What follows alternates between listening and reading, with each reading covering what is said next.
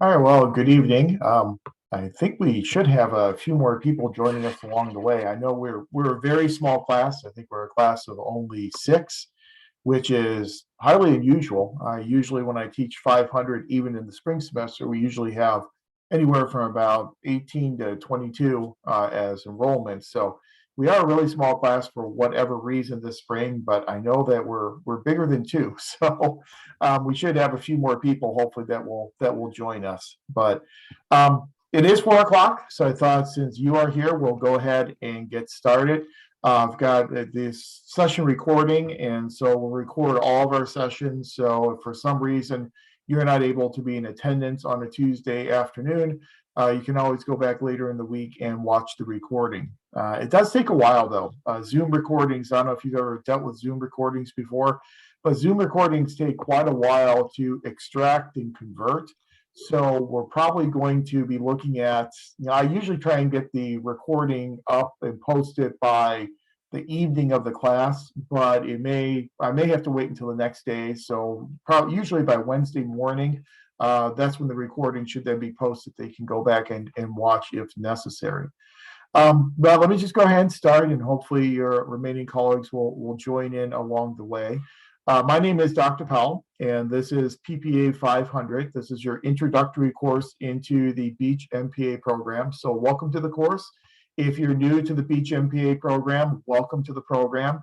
It is kind of a strange start to the spring semester in that the start of classes was last Thursday, and we didn't have class until this Tuesday. So you may have another class you're taking that's already met. So this may not be the first Beach MPA class that you're in, but this is the introductory course. And so we've really designed this course to be a good introduction into not just the Beach MPA program, but also an introduction into the field and the discipline of public administration. Now, I know that we have a variety of different backgrounds among students who enter the program. We're going through reaccreditation now, and so I actually did a survey to see the undergraduate degrees of our students. And I was expecting, obviously, that the vast majority of folks would be from political science or public administration. And I found out that political science was not the dominant undergraduate degree for people entering the program. A lot of folks from communications, a lot of folks from sociology, quite a few from business, from recreation and leisure studies, from healthcare administration. So this course really kind of introduces you to the whole idea of public administration as a discipline. And we'll spend a good bit of time this semester talking about what an academic discipline is, and then really analyzing whether or not public administration qualifies as an academic discipline. But I'll talk more about the 500 class in a couple of minutes. Again, my name is Dr. Powell. If you're just joining us, I have all my contact information on the syllabus that I'm sharing with you on the screen there. You can see my contact information. I have my phone number, and I also have my email on there. The phone number is my office number. So if you need to contact me, it's best to contact me via email as opposed to my office phone. I'm working primarily virtually this spring, so I won't be on campus very often, so I really won't be there to get my voicemail messages. So always email me if you need to get in contact with me, if you have any questions or need any clarifications or anything at all. My emails get pushed directly to my phone, and so you should get a really quick response, certainly within 24 hours. So email is by far the best way to contact me. All my office hours are going to be by appointment, and so if you need to get in touch with me and talk to me, just send me an email. We can certainly set something up on Zoom or whatever the case may be. You do know that this is a hybrid course, and so I know some of you are new to the program, and this may be the first hybrid course that you have taken. But our hybrid courses are either first or second half courses. This is a first half course, and so we only meet for the first half of the semester. So once you get to March 15th and you turn in your final assessment, you are then done with this class. So you can move onward and upward with your other courses. Typically, what we usually try and do is we usually try and have some courses that are first half hybrids, some courses that are second half hybrids, it kind of allows students to get a 2-for-1 type of deal, where once your first half hybrid is done, you can then move directly into another class that's the second half hybrid. And these hybrids have worked out really well for us. Faculty love hybrids, students love hybrids. The university loves them as well, because whenever we are back physically on campus, it frees up classroom space, and they can get 2 classes into the same classroom through the course of a semester. So it really is in the best interest of everyone involved, and they've really worked out nicely.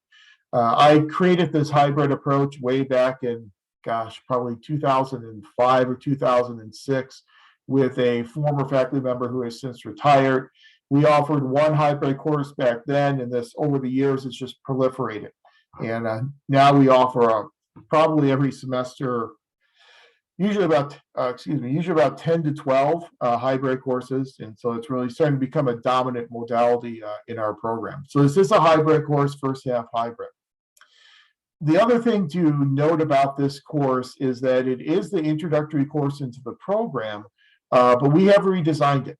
And so this course, if you know anyone who went through the program maybe 5 or 6 years ago, the 500 course that they took back then looks a lot different than the 500 course that you're taking now. We've really redesigned this course to really kind of make it look at public administration within the context of American government and American political culture.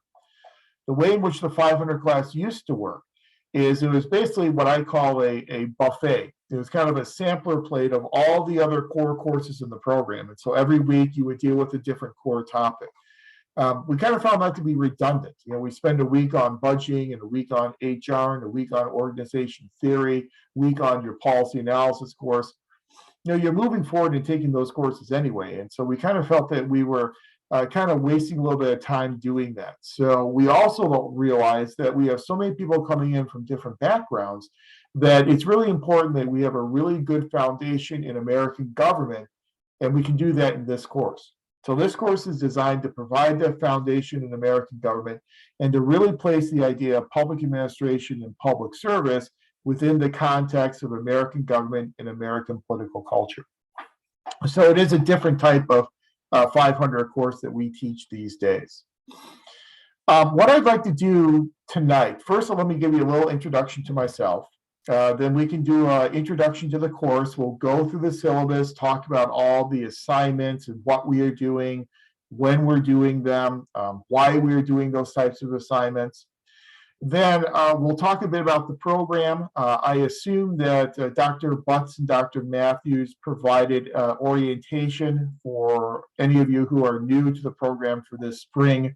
But I still, in this first session, like to go through some of the program requirements and make sure everyone's up to speed on what the program's all about and the types of administrative things that you'll need to do throughout the program in order to be able to graduate on time. So we'll talk a bit about the program. And then I've got an exercise for us to go through looking at the program's mission and the program's what we call public service values to try and get some of your feedback on any potential changes to both the mission as well as the values of the program, kind of as part of our reaccreditation efforts over the next 1 to 2 years. But let me just start with me. My name again is Dr. Powell. I have been teaching here at Long Beach now. This is my 21st year on full-time faculty. I just wrapped up 10 years as department chair in August, taking a little bit of time off from administrative duties and going back to being full-time faculty for this year to focus more on teaching and doing some research and kind of restart the research agenda. And we'll see what comes next year. Right now, this year, Dr. Butts has agreed to be our interim chair for this year. And then we'll see what happens then for next year and moving forward. But as of right now, I'm out of the department chair administrative seat. I still am the director of the distance learning program. We have both the stateside program that you are all in, and then we have another program that's our distance learning program. And that's a separate one that's completely online, cohort-based program that we've been running since about 1997. Before coming here to Long Beach, I was at Florida Gulf Coast University for a year, brand new university and brand new MPA program there when I joined it back in 2000. University had only been open for 3 years, had enrollment about 1,000 students, and I guess last time I checked a couple of years ago, the enrollment's now over 20,000. So it's a pretty vibrant and growing part of the state university system down there in Florida.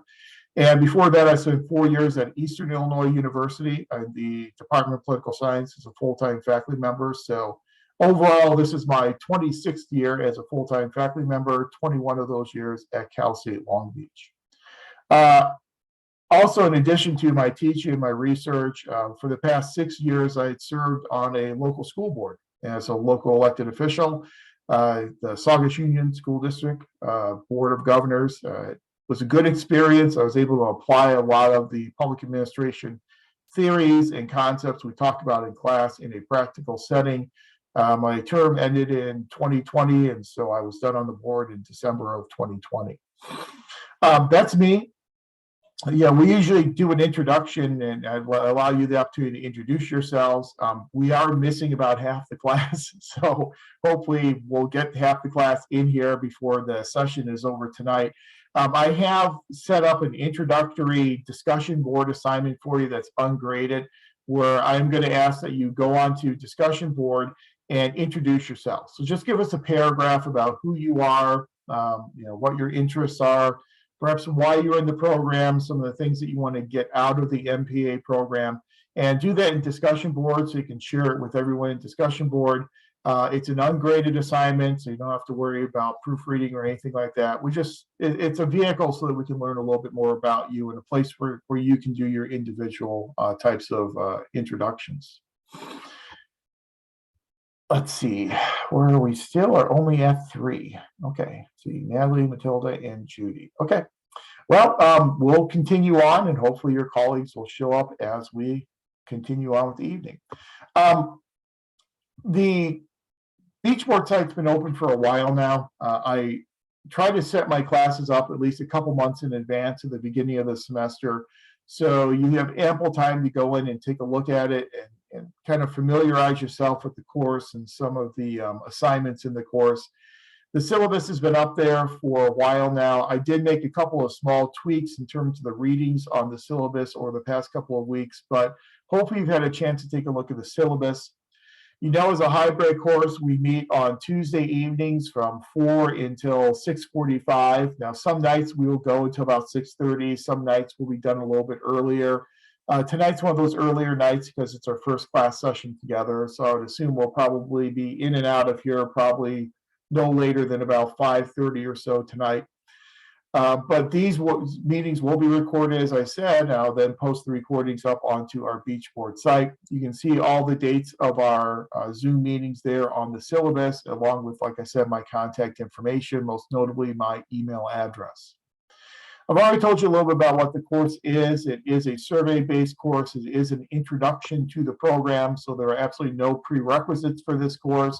There's really no assumed knowledge going into this course, and so you don't have to worry about any of that. I've also listed for you the objectives for the course on the syllabus as well. I'll let you read through those on your own. We've already made mention of the fact that this is a first half of the semester hybrid course, so we only meet for 8 weeks. And once you turn in your final assessment on March 15th, you are then done with the class.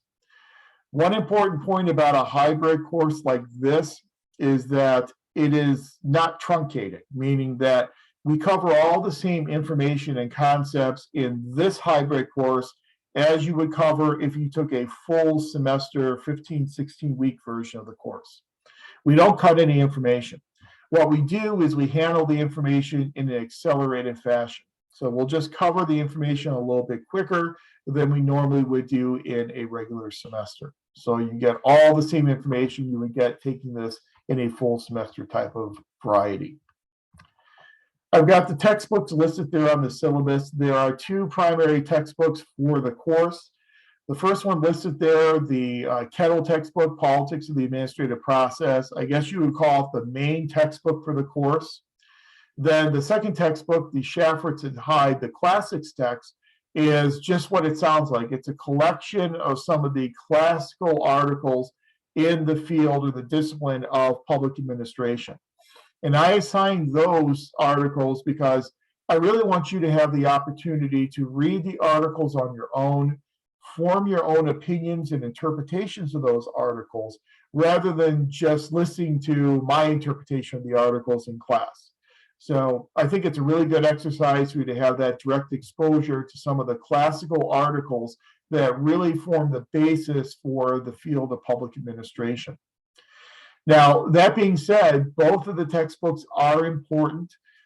You can use an older version if that saves you a little bit of money. You'll just have to match up the readings and make sure you're reading the right things. But I don't teach from the textbooks.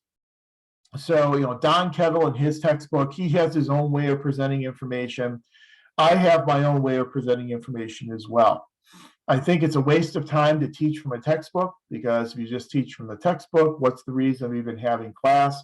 It may sound cliche, but I really believe that you learn from 3 different sources. If I do my job right, hopefully you'll learn something from me over the next 8 weeks. You'll learn something from Don in his textbook, and you'll also learn from each other through our class sessions as well as through interactions in our discussion board post. So it's important that I provide different perspectives and different approaches to the information on our Tuesday sessions, as opposed to just regurgitating what Don talks about in his textbook. So those are your 2 primary textbooks for the class. What will you be doing and how will you be evaluated on the assignments? Let's talk about some of the assignments that you'll do in this class, and I'll explain them to you and what to expect with each one of these assignments. And at any time, if you have any questions or you need any clarifications on the syllabus or the course, feel free to flag me down. You can raise your hand. You could put your question in text chat, or if you want, you can open up your microphone and just ask, because there are only 5 of us in here, so it's not like we're a class of 30 or 35, so it won't get too rowdy if you just use your microphone and ask. So whatever you're comfortable with, completely up to you. I don't require you to have your video on either. That's completely up to you as well, so there's no penalty for not turning on your camera. But I do encourage you to be interactive in our class sessions, ask questions, participate in text chat, but do try and be active, because it's rare that we have such a small class, and so I think we should really try and take advantage of it by having as much interaction as we possibly can. But so any questions, flag me down, and I'm happy to answer them. Let's go through the assignments for the class and talk about what you'll be doing, when you'll be doing it, why you're doing it. The first assignment that you're going to be doing, and due date's going to roll around relatively quickly in a couple of weeks, that's what's called your initial skills self-assessment. The initial skills self-assessment is worth only 5 points, so it's not a major portion of your grade, but I always tell students it's the easiest 5 points you're ever going to earn in a graduate program, because they basically grade it as credit, no credit. If you turn it in, you answer the questions, you get 5 out of 5. The only way you don't get 5 out of 5 is if you don't submit it. The whole idea with the initial skills self-assessment is it is an assessment, a self-assessment. So it's you assessing your current level of knowledge and experience with a lot of the different skills and concepts that will be presented to you here in the Beach MPA program. So let me show you at the end of the syllabus, I've appended this initial skills self-assessment. I also have it provided for you in the week 1 resources under content. Also, it's under content under important program documents. So I've got it for a couple different places on our Beach website for you. But here it is at the end of our syllabus. So let's walk through it and talk through it a little bit to make sure you know what you're doing with it. The initial skills self-assessment is an assessment mechanism that we created back in 2007. So in my first term as chair, I was attending one of our accrediting bodies meetings. It's called NASPA, that's our national accrediting body. And I was sitting in a panel and listening to other program directors talk about how difficult or near impossible it was to assess student learning outcomes, which I thought was kind of strange. So I spent that 2 hours kind of sketching out the rudimentary basics of an assessment program of student learning outcomes. Brought it back to California with me, refined it a little bit, got faculty buy-in on it, and then in 2007, we instituted this holistic assessment of student learning outcomes program that we've been using ever since. Part of this student learning assessment program is this initial skills self-assessment. So every student in PPA 500 will fill out the initial skills self-assessment. The initial skills self-assessment is made up of 3 parts. So as you can see, the first part of the initial skills self-assessment is an ordinal ranking of how much you feel you know about all these different core skills. So how much you feel you know about budgeting and financial management, how much you feel you know about decision-making, about public sector ethics, about oral communications, about organization behavior, and so on and so on. So for each one of those areas, you will select an ordinal ranking from 1 to 5. 1 indicating that you really feel you know very little or nothing about that area, up to a score of 5, which means you feel very confident that you know a great deal. So you'll just be marking those ordinal rankings for each one of those core areas. Again, there are no right or wrong answers. If you feel you're a 1 in an area, please be honest and mark it as a 1, because there's certainly no deduction for having low scores on this ordinal ranking. It is truly an honest self-assessment.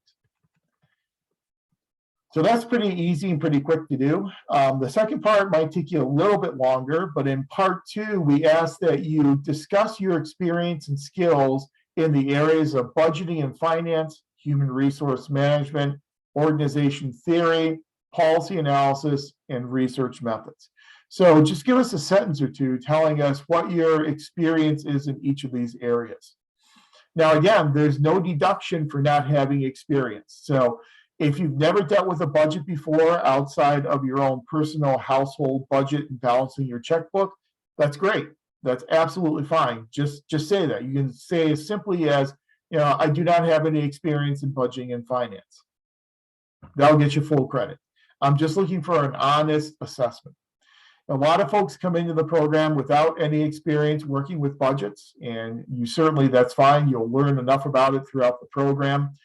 Some people come in with a wealth of experience. I know that a few years ago in the distance learning program, I had someone enter the program who worked at LA Metro and was in charge of managing the capital budget for LA Metro. It was I think it was something in the excess of like $600 or $700 million in capital projects.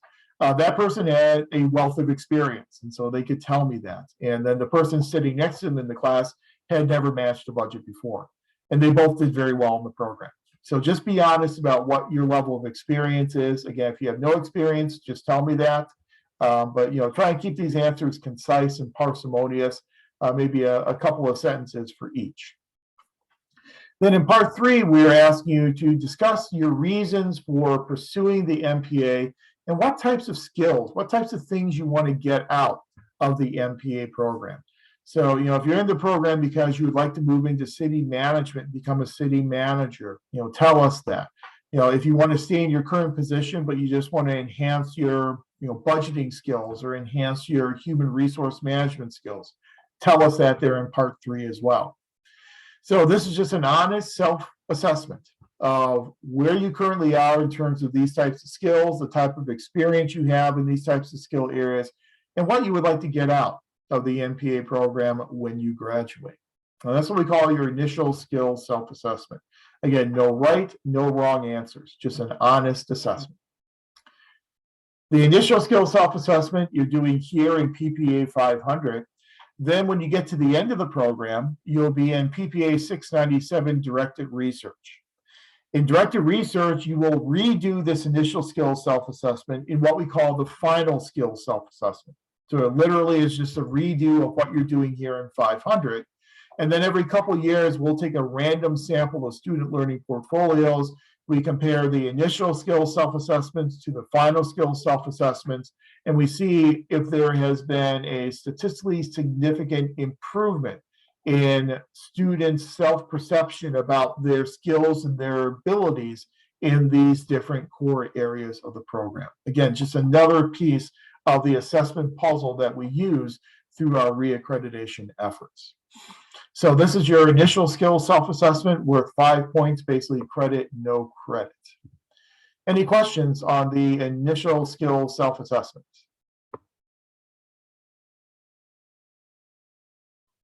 Okay. All right, if there are no questions, in fact, just, for my own edification, use text chat and just, if you have no questions, just give me a no questions or something, just so I know we've got that connection going. Because I hate to be sitting here talking to myself for 2 hours. Everybody good? Everybody can hear? Yes? Give me a yes in text chat or a yes with your microphone if you can hear. Yes. Thank you. Yes. Okay, perfect. That always makes me feel a little bit better. Okay, good. So yeah, it's a really straightforward, simple type of assignment, just 5 points credit, no credit. Then the other simple, straightforward assignment is the draft advancement to candidacy form. Again, that's worth 5 points. That's due after the initial skill self-assessment is due.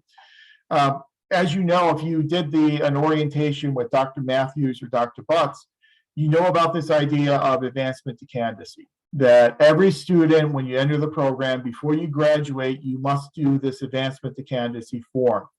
The advancement to candidacy form is where you list the courses that you plan on taking in the program and the semesters in which you plan on taking those courses. And what Enrollment Services then does is once you get to the end of your program, they'll do a grad check. And when they're grad check, they'll go back and they'll make sure that you took all the courses that you said you were going to take on your advancement to candidacy form.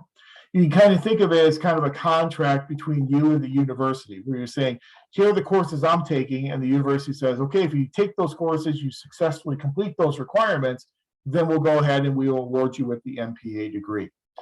This advancement to candidacy form cannot be done in your first semester in terms of actually the official advancement form. So if this is your first semester in the program, which I think it is for most folks, you cannot officially advance to candidacy yet. You have to have 1 semester done, and you have to have at least 6 units earned. So you have to complete 2 courses with a grade point average of at least 3.0. Once you've got those 2 courses done and you've got a GPA of 3.0, you can then go ahead and officially advance to candidacy. So for most of you, you're joining the program this semester, the first time you can advance to candidacy is probably reasonably going to be next fall semester.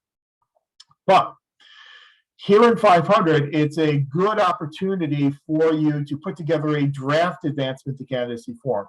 And then I can review that draft form. I can provide you feedback in terms of the courses you're taking and the sequencing of your courses, so that when you are officially ready to submit that form, next semester or whenever that may be, you'll have it all ready to go. And so we're going to use this as kind of an advising vehicle where I can provide you advice on the courses that you are planning to take. So you'll fill out the draft advancement to candidacy form. We have that available again in our class web, our Beachboard site. So if you go under content, then you go to week 1, you'll see a link there for the advancement to candidacy form. I also have it then under content, under important program documents. So you'll just go through that advancement form and fill out that advancement form, submit that. I'll provide you feedback. One of the major issues that some folks have with their advancement to candidacy form is sometimes people, when they sequence their courses, they will list taking 697 before a core course. All the core courses must be completed before you can register for 697. So as you put together your draft advancement to candidacy form, just make sure that you have listed the semesters appropriately so that all your core courses are completed in a semester prior to when you are planning on taking PPA 697. But that's that draft advancement form that you'll be filling out. Again, 5 points, credit, no credit. As long as you do it, you get those 5 points. Then we also have 2, what I call assessments. Now, a lot of folks call them examinations.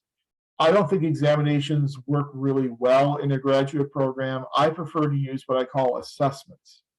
So for the midterm and the final assessment, each one of those assessments will consist of 5 different scenarios. So I'll provide you with 5 scenarios that are based upon some instances or occurrences in the public sector.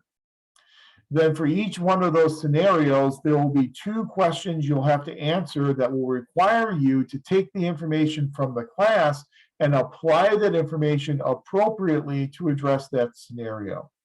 So just to give you an example, on the final assessment, I oftentimes have a scenario where there's a city that's having fiscal problems. And I'll describe to you, maybe the city's having trouble getting their budget done on time. Maybe they're having trouble balancing their revenues and their expenditures.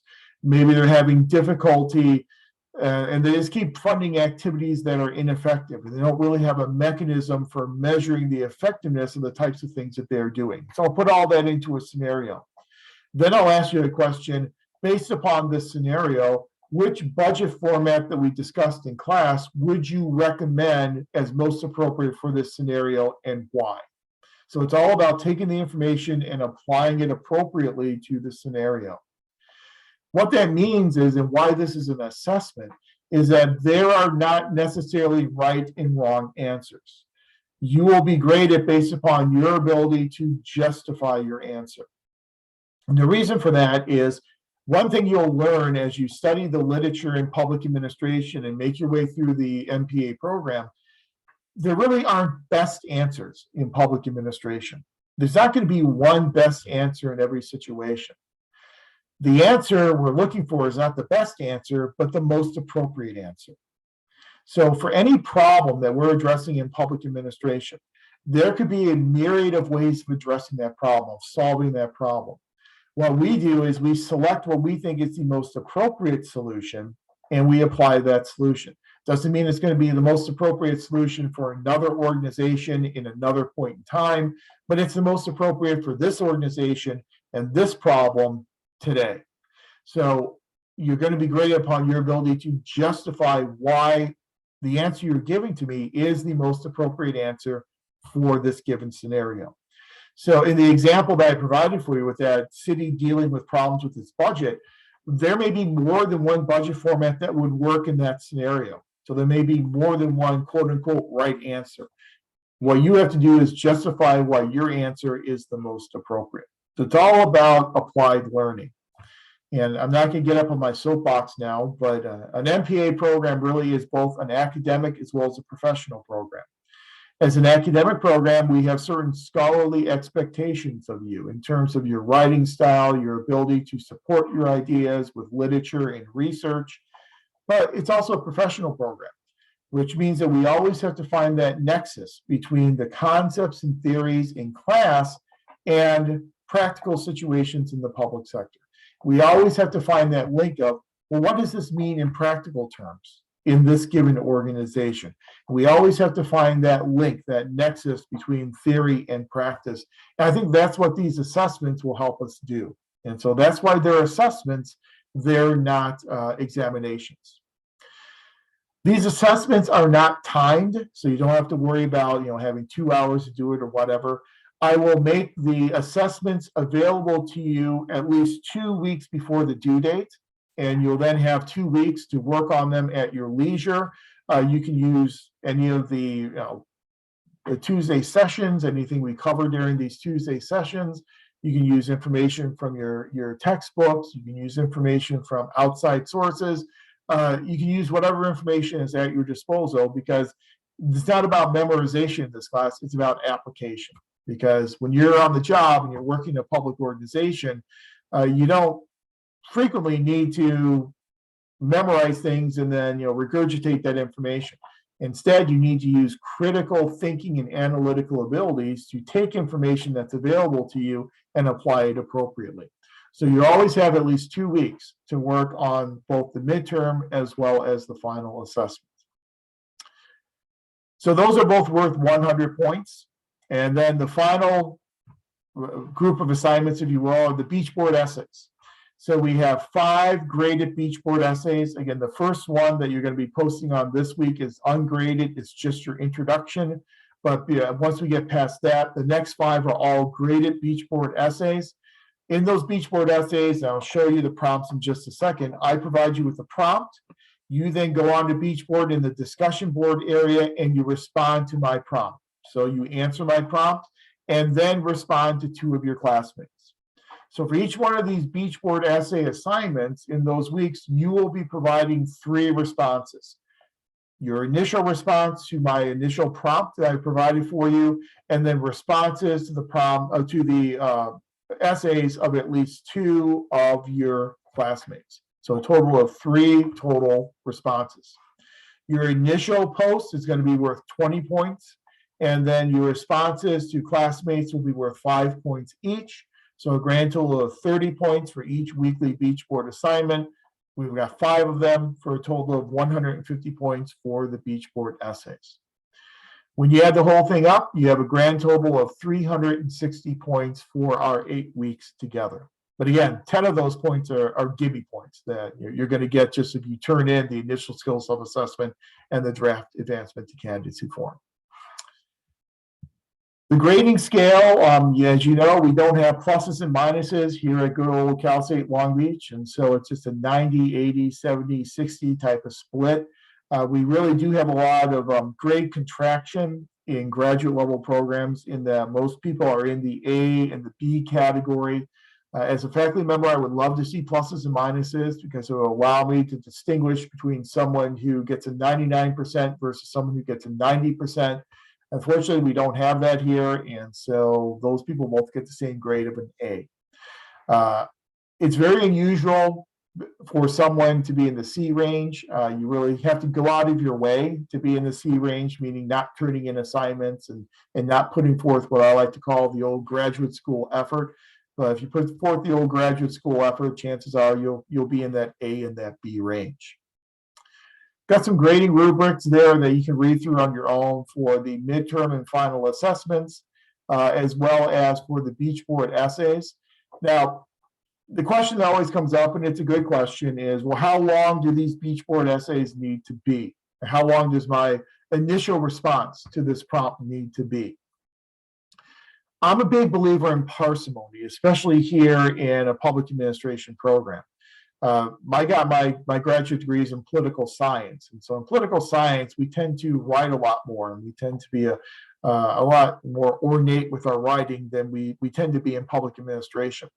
But even in political science in graduate school, I was too ornate with my writing. The first paper I turned in was 75, 80 pages, and I got feedback saying, "Get to the point, be parsimonious," and I learned my lesson from that. You want to be parsimonious, meaning that you want to say what you need to say using as few words as possible. So be concise, yet complete. So what does that mean for these beach board essays?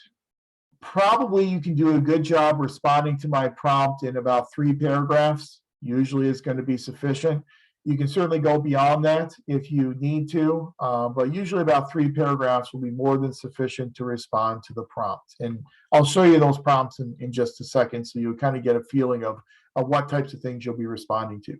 So maybe about 3 paragraphs in your initial response, and then for your responses to classmates, 1 to 2 paragraphs certainly will suffice for responses to classmates.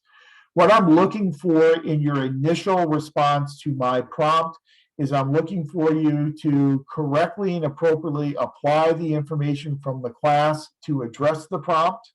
I'm looking for your essay to be well written. I'm looking for it to be well proofread, so you don't have grammatical errors in there. A lot of folks like to create their responses in a word processing program in Word or whatever they like to use, and then copy and paste it into the Blackboard, into the Beachboard form. That's usually a pretty good practice because it allows you to proofread before you actually post it and really think through your response rather than just an extemporaneous type of response in the form itself. One of the problems with cutting and pasting, and I'm aware of this, is that it can kind of do some funky things to the formatting. And so sometimes the way in which it looks when you type it up in Word, once you copy and paste it into Beachboard, it looks a little bit different. I understand that. I know it's just a technical glitch, and I won't take any points off for any formatting things that happened in the transfer over into Beachboard. But do make sure it's well proofread, it's well written, and again, about 3 paragraphs certainly will suffice for it. For your responses to classmates, those responses to 2 classmates, what I am looking for is I'm looking for responses to your classmates that are professional, that are courteous, and that are supportive. And so responses could be, I read your post, I agree with your position of whatever, blah, blah, blah. In my organization, we tend to see, and something like that. That would be a good response then to a classmate. So a total of 3 responses: response to the initial prompt, and then a response to 2 of your classmates. Okay. As I said, your initial response will be 20 points, and then the response to each classmate will be 5 points each. Now, we already talked about the initial skill self-assessment. We've already talked about the draft advancement to candidacy form. So those are the primary assignments that you'll be doing here in this class. I've tried to keep the assignments to a minimum.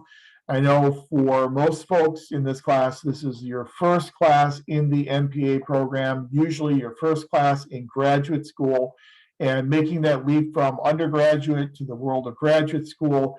There's kind of a recalibration that goes on once you get into your first few courses in the MPA program. And so I kind of want to make that recalibration as easy and stress-free for you as possible. So I realize we're an 8-week class, and so I don't want to inundate you with readings, inundate you with assignments. Any general questions on any of the assignments we're going to be doing in the class?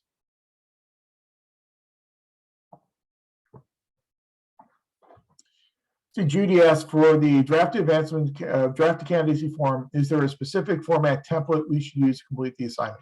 Yes, there is. I'm glad you asked. Let me go ahead and stop this share, and let me share out the advancement to candidacy form. I just happen to have it open on my computer for this question. So let me go ahead. Oops. Give me 1 second to share it out. There it is. And there you go. You should be seeing the advancement to candidacy form. Again, I've provided this form for you under the week 1 resources, under content in our Beachport site, as well as under the tab for important program documents. Now, there are different advancement to candidacy forms depending upon your track that you are in. Looking at the class roster, it looks like everyone in this class is in the general MPA track.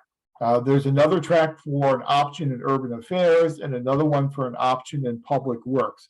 But when you apply to the program, you apply to one of those 3 options. I believe everyone is in the general MPA option. So this is what the general MPA option advancement candidacy form looks like. So just your general information, name, campus ID, your email. Important to note for email, I'm sure if you have the orientation, you've heard this from Dr. Matthews or Dr. Butts or from both of them. The university is now requiring that all students use their student CSULB email account. And so any correspondence that goes on between faculty and students, all faculty emails to students have to go through the CSULB account. So make sure that you're using that as your default account. You can go into My CSULB and go into your profile, and you can change your email account to make your CSULB email account your default, so that you make sure everything goes to that email. So use that one on this form. Address, all that good stuff. Your admission term, so I think most people were admitted for this spring, so for most people it'll be spring 2022. The advancement term for most folks will be fall of 2022. If you're taking 2 courses this semester, we're going to assume you're going to get at least B's in both of those courses, and so you'll then be eligible to advance in fall of 2022. So you make fall 2022 your advancement term. Then here are the requirements for advancement to candidacy. The first requirement is what's called the Graduation Writing Assessment Requirement, otherwise known as GWAR. Whether or not you've met the GWAR, everybody's met the GWAR. If you graduated from a regionally accredited university with an undergraduate degree, you have met the GWAR requirement. And so it's very unusual these days for anyone to have not met the GWAR. They changed the requirement a few years ago because some folks who are graduating from a University of California campus didn't meet the GWAR requirement, which was absolutely ridiculous, and everyone realized that, and so they went back and changed it. So if you're from a regionally accredited school, you've probably met the GWAR requirement. So you can just click met there. A minimum GPA in your coursework, which we're going to assume you've got that. You don't have a GPA right now, so you can just leave that blank. But when you do turn this form in for real in fall of 2022, you'll need to put your GPA in there. It has to be at least a 3.0. Successful completion of 6 units in the MPA program. Again, we'll assume that you have done that for now. You don't have to worry about that at this point, but you'll have to fill it in once you actually turn in the form. And completion of the orientation requirement. Now, there was an orientation this spring, correct? Yes?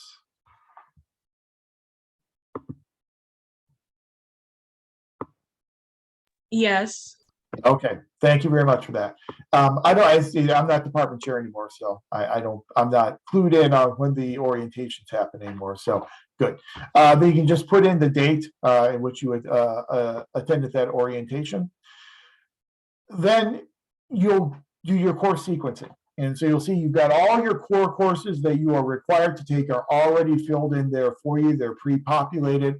What you will do is you will just then list the semester when you plan on taking each of those courses. And so 500 will be spring 2022, and list all the semesters, the year, so semester, fall or spring, and the year.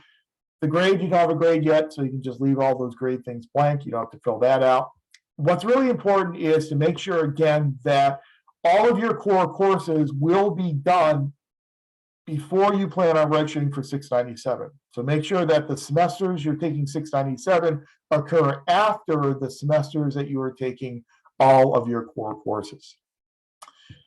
Then you'll be picking 5 elective courses. Now, elective courses, students usually select those from within the MPA program.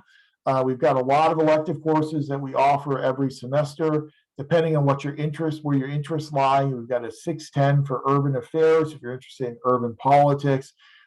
If you're interested in employee-employee relations, we have 575. If you're interested in negotiations, we have a 570 negotiations class.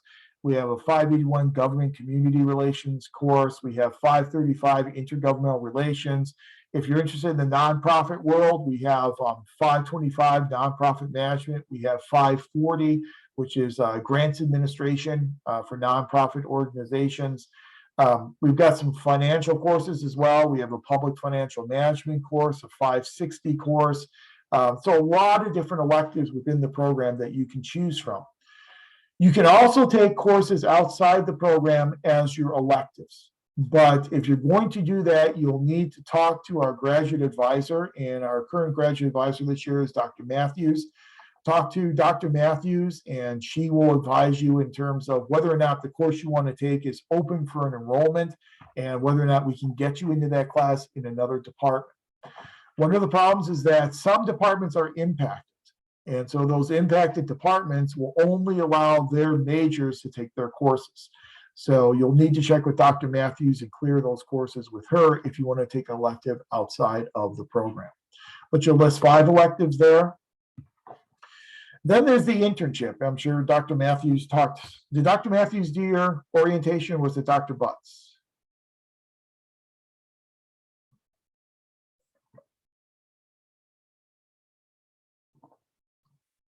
Remember, was it Dr. Matthews or Dr. Butts? I believe it was Dr. Matthews. Is it Dr. Matthews? Okay. That would make sense because Dr. Matthews this year is our graduate advisor. Since I'm not chair this year, Dr. Butts agreed to be our interim department chair, and he used to be graduate advisor, and so now he's turned the graduate advisor duties over to Dr. Matthews. So it's usually traditional that the graduate advisor usually runs the orientation. So I'm sure Dr. Matthews talked to you about the internship requirement.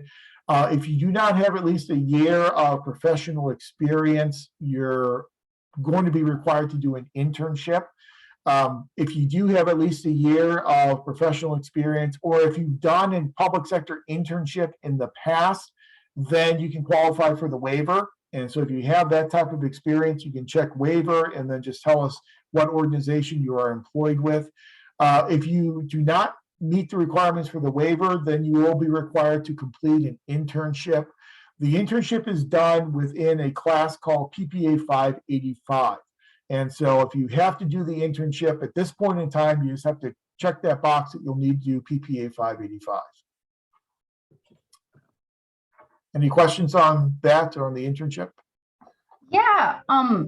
So I was thinking about applying for a waiver just because right now I'm working with the temp agency, and they employed me with another government agency that works with like small local like government administrations. And right now I'm working with what is it called? Unemployment EDD. And I'm like doing some claims and stuff like that. I don't know if I can be able to apply for a waiver with that experience.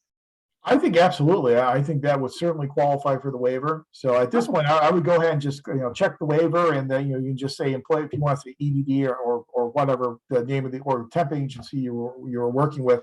Just fill that in there, and I think that should work for the waiver. If it's something you plan on doing for at least a year, I think you're going to be fine. Then you won't have to do the internship. Okay, awesome. Thank you. Sure. And we don't have a lot of internship placements lately. We used to. Back my first few years as chair, we probably have 10 to 15 people per year who were taking 585 and were being placed in internships. I don't think we've offered 585 for the past 3 or 4 semesters because no one has needed it. And so I think a lot of people are coming into the program with experience and they're able to waive that internship. So that's the draft advancement to candidacy form that you'll be filling out here in this class. The most important thing is when I receive your draft advancement form, I can look at your course sequencing and I can give you some advice in terms of how you're sequencing your courses. If maybe you want to think about taking this course before this course, that's some of the feedback that I can give you just so that you're ready to go once you get the fall of 2022 and you're ready to officially advance. You're ready to go and you can just turn the form in and advance in that way. It is important. You do have to advance. It is a requirement, and you got to make sure that you advance at least 1 semester before the semester in which you are graduating. You are not allowed to advance in the same semester in which you plan to graduate. There are some administrative ways around that, but it's kind of a can of worms we don't like to open up. So just make sure that you advance at least 1 semester before you plan on graduating. So that's the advancement to candidacy form. Okay, all right.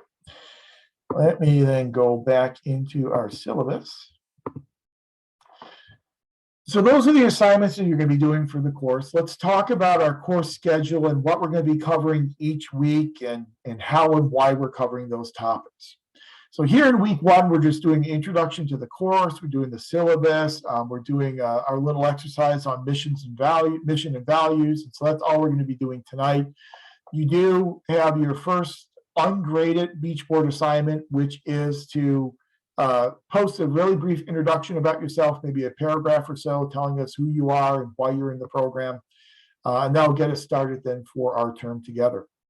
Then we get together next Tuesday, we'll be in week number 2, and that's where we'll talk about the foundations of American democracy. So we're going to talk about our contract that we operate under as public administrators, which is our Constitution.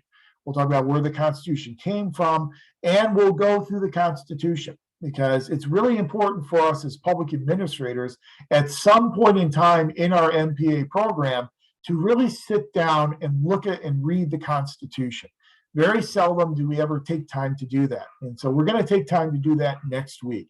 So we'll go through the Constitution, dissect the Constitution, talk about what the Constitution means for us as public administrators, as public servants. And we'll talk about separation of powers. We'll talk about federalism and intergovernmental relations and all those basic elemental aspects of American government and American political culture that have profound impacts upon what we do in the public sector as public administrators. So next week will be the foundations of American government. And then you have your first graded beach board essay that will then be due for week number 3. And I'll go through all the due dates in a second. Then in week number 3, when we get back together, we'll spend the entire week talking about accountability and ethics. And this is a part of the class that we've really expanded over our previous version of PPA 500. We'll talk about how as public servants, we do have this public trust. We deal with public money. We have to be transparent. Here in the state of California, we have a lot more transparency requirements as public administrators than you do in a lot of other states. We have a lot of sunshine laws. We've got the Brown Act, we've got the Green Act, and Fair Political Practices Commission requirements. So we've got a lot of those types of sunshine provisions here in California that will affect what we do and how we do it as public administrators. So we'll talk about ethics, accountability. I'll introduce you to the American Society for Public Administration and its code of ethics. We'll talk about what it means to be a public servant and how that's different than working in the private sector. You then have your readings there for that week. And your initial skills self-assessment will then be due, I believe it's on the 14th, we have that due, and then a second beach board essay due as well. Week 4, and again, we roll through this information really quickly in a hybrid course. In week 4, we get into the scope of government. So we'll talk about the size and scope of governments. We'll talk about private versus public organizations and some of the major similarities and differences between public and private organizations. You have your assigned readings for that week. One of the readings from the classics text is the Graham Allison article on public and private organizations and are they fundamentally alike in all unimportant aspects.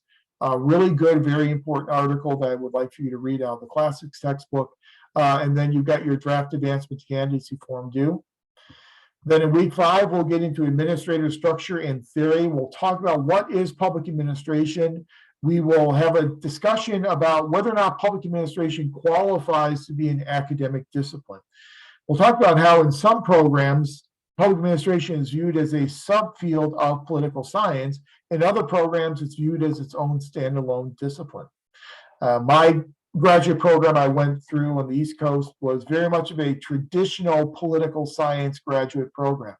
And so we viewed public administration as one of the subfields of political science. So when I took my qualifying exams, I took exams across 4 different subfields. One subfield was Congress and presidency. The other subfield was state and local government. Another subfield was public policy, and another subfield was public administration. So public administration was a part of the discipline of political science. But we'll talk about today whether or not public administration is a standalone discipline, what qualifies something to be an academic discipline. And then we'll talk about the growth and development of the literature within public administration. And most of the literature in public administration revolves around organizations. And we'll talk about how the organization theory literature has developed since the late 1800s, kind of give you that chronological development. You've got some assigned readings on there from Kettle. You also have then the Woodrow Wilson article, The Study of Administration. That article is usually seen as being the genesis for a discipline of public administration. That public administration is considered to be a discipline. It's a discipline because it's rooted in those arguments made back in the Wilson article. You'll read Max Weber, you'll read Mary Parker Follett, again, some of these organization types of theorists. Then you'll be working on your midterm exam, your midterm assessment that week. And I believe we have that then due on February 28th. Then the next week, we will get into a discussion of public policy, and we'll talk about the public policy process, because as administrators, we're implementing and executing public policies. We'll talk about the decision-making that occurs in the formulation of public policy, as well as the decision-making that occurs in the implementation and execution of those public policies. We'll talk about how policy is implemented in the executive branch, and we'll talk about definitions for effectiveness. How do we implement these policies in a way that is considered to be effective? And you've got your related readings there. Also, if we have time that week, we'll get into civil service, and we'll talk about the importance of the civil service system for public employment. We'll talk about how we reformed civil service and public employment over the years. We'll talk about different eras, the era of gentlemen, the era of spoils, the era of merit, and we'll talk about how those have influenced how we manage human resources. We'll talk about the influence of public sector unions today on what public administrators and public organizations do. You then have some readings, and you also have your beach board essay number 4. Then week 7, March 8th, we will get into a discussion of managing resources, both human resources as well as fiscal resources. We'll also talk about how you can manage those resources in order to enhance the performance of public sector types of organizations. And then again, you see you have readings assigned, and then you have your final Beach Board essay due on March 14th, and then your final assessment due on March 15th. So that takes us through all of our live Zoom sessions and the topics that we'll be covering each week. Just to make it one-stop shopping for you, I've also then listed all the important due dates for the assignments that we'll be doing this class. Your initial skills self-assessment, that first assignment is due February 14th. The draft advancement to candidacy form is due the week after that on February 21st. Your midterm assessment is due on February 28th, which means I will make it available to you to start working on no later than February 14th, so you have the full 2 weeks to work on it. And then your final assessment we're going to have due on March 15th. So our last live session will be on March 8th. Then we'll use that final time on March 15th for you to submit your final assessment. Again, I'll open that final assessment up 2 weeks before. So by March 1st, I'll have the final assessment open for you, and you'll then have 2 weeks to work on that final assessment. Those are the dates for all of our Tuesday evening Zoom sessions. And hopefully, if life doesn't intervene, we'll be able to attend those sessions without any problems or hiccups. The Beach Board essays and when they are due. Your first introduction essay is due by January 31st, so it's going to be due next week. Then Beach Board number 1 will be due by midnight on February 7th. Beach Board 2 due by midnight on February 14th. Beach Board 3 due by midnight on February 28th.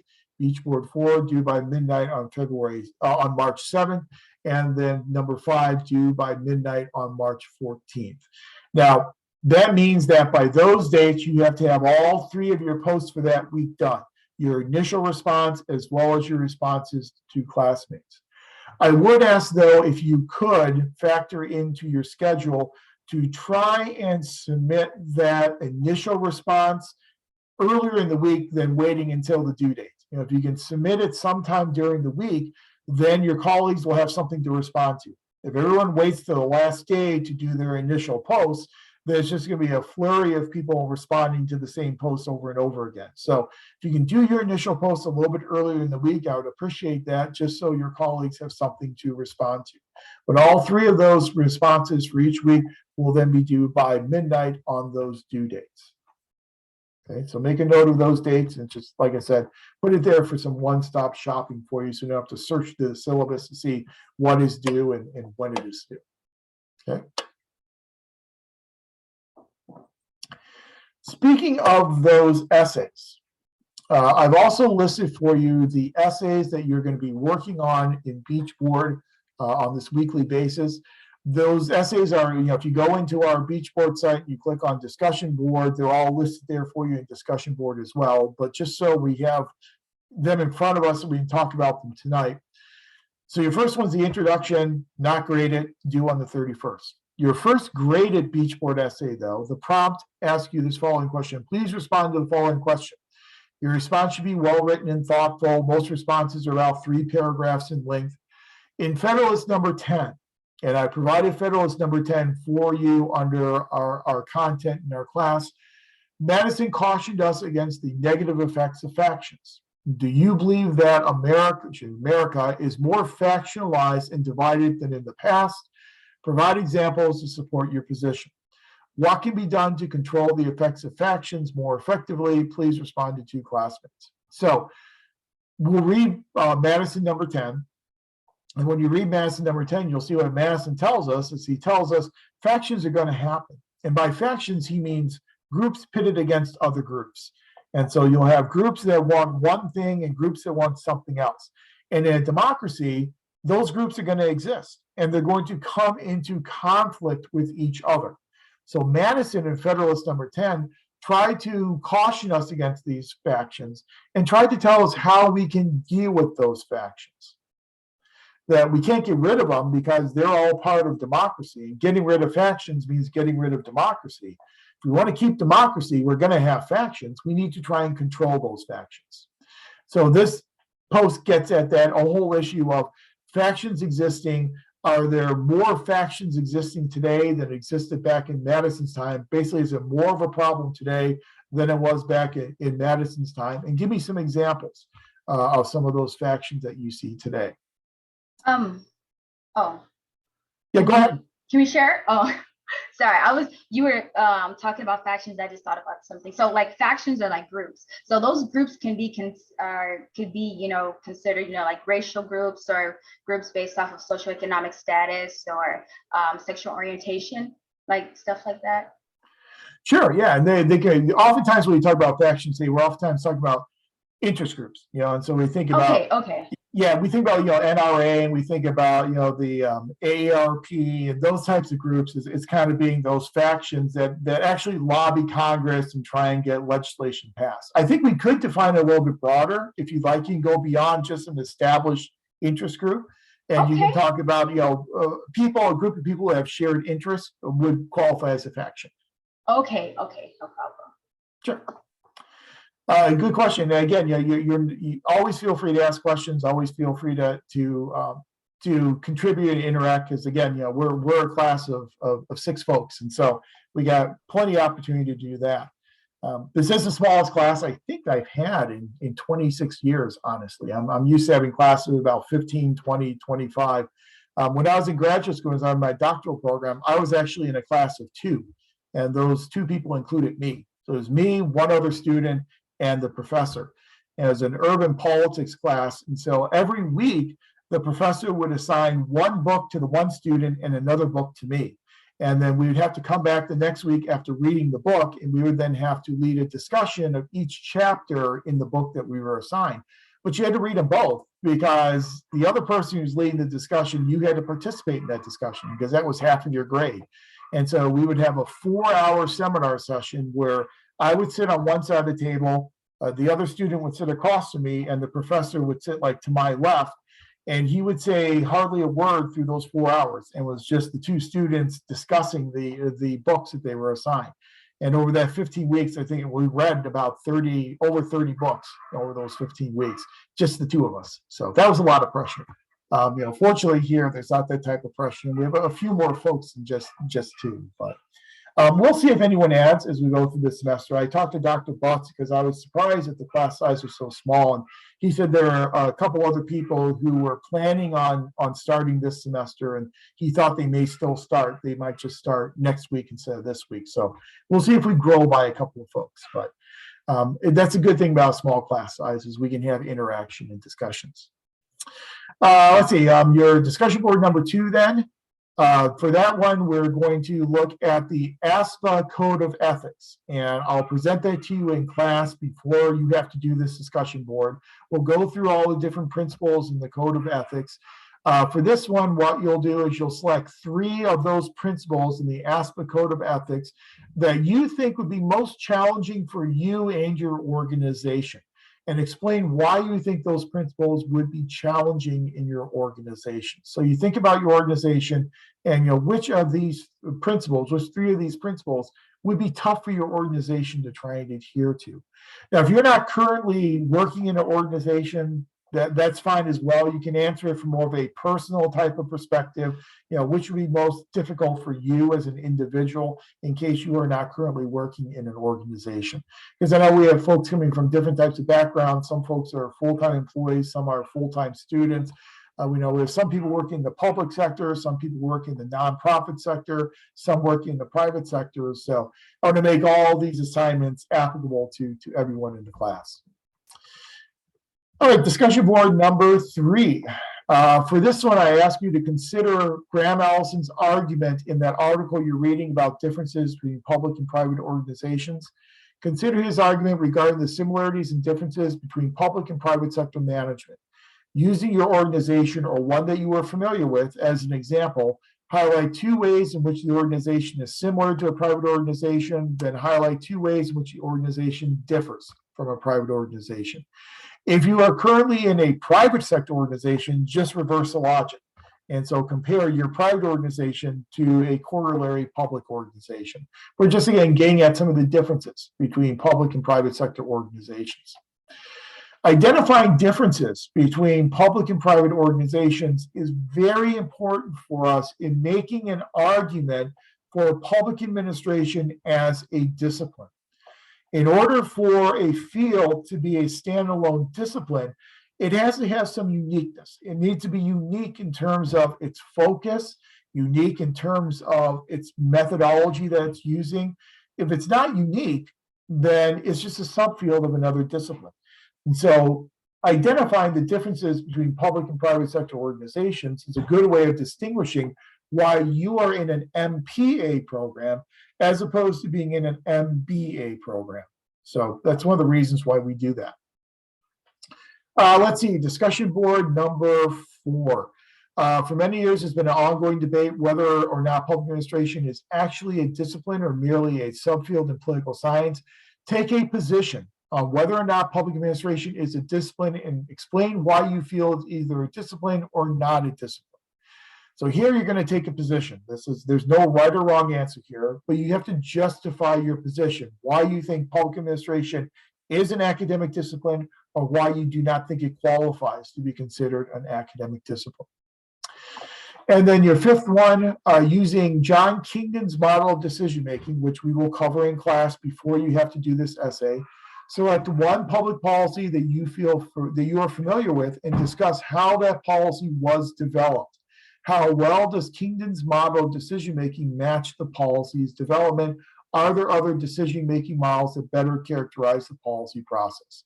Again, we haven't learned any of this yet, but we will spend an entire week talking about decision-making models and talking about the formulation of public policy and specifically John Kingdon's model of policy formulation. So you'll have all the information you need for all these essays before you're required to work on them.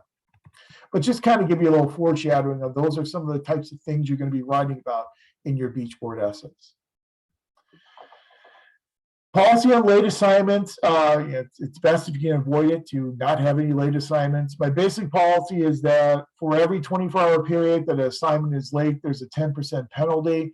If life intervenes, and we all know life's been intervening a lot over the past 2 years, just reach out to me, send me an email and say, I'm not going to be able to meet this deadline. And so can I have an extension? We can certainly provide that extension. So just reach out in advance and we can avoid any type of late penalty.